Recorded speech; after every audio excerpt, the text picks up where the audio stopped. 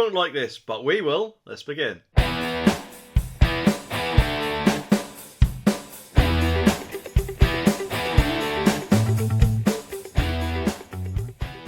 The article says a major change to the hated parking rules could slash costs for drivers. Government has put forward plans to cut the amount motorists could be fined by private parking firms from £100 down to £50. The move would slash costs in half for anyone caught breaking the rules, helping millions of hard-up Brits. Debt collection fees for late tickets could also be banned under new rules, saving drivers another £70. And the new regulators for an updated private parking code for practice, which are subject to consultation, are being launched to make charges when using private car parks fairer. Other options being considered include the £100 fine staying, but drivers getting a discount of 40% if they make a payment within 14 days, or a two-tier system which could be put in place where the level of the fee depends on the seriousness of the offence.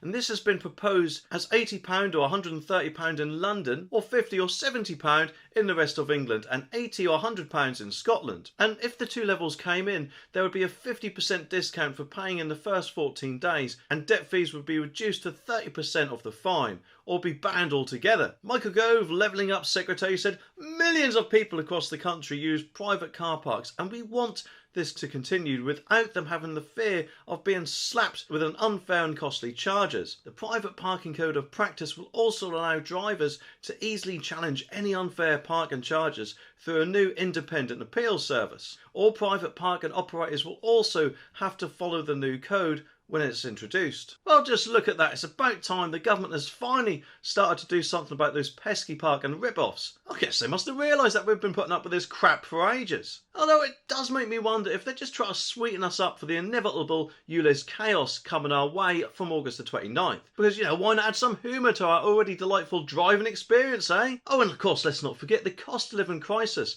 It's like they're saying, hey folks, you're struggling to make ends meet, so I'll tell you what, let's throw you a bone and then cut those fees in half. Well, what a brilliant move, eh? When they could just cut them out altogether by bringing in more rules to protect us drivers from getting the fines in the first place. But of course, it gets even better, doesn't it? Because they have these options for the updated private code of practice. It's like choosing between a rock and a hard place. I mean, you could pay the £100 in full or get a 40% discount if you act fast, say within 14 days. Personally, I think it sounds about as great as being set up on a blind date with Joe Brand. But anyway, of course, it does make me wonder how biased this new independent appeals service will be, and will there be any issues with going through the whole appeals process? Because let's face it, it's new, so there's bound to be some sort of cock up here and there, isn't there? Either way though, I guess we're just going to have to prepare for the ultimate showdown between us and the parking overlords, and they can get screwed.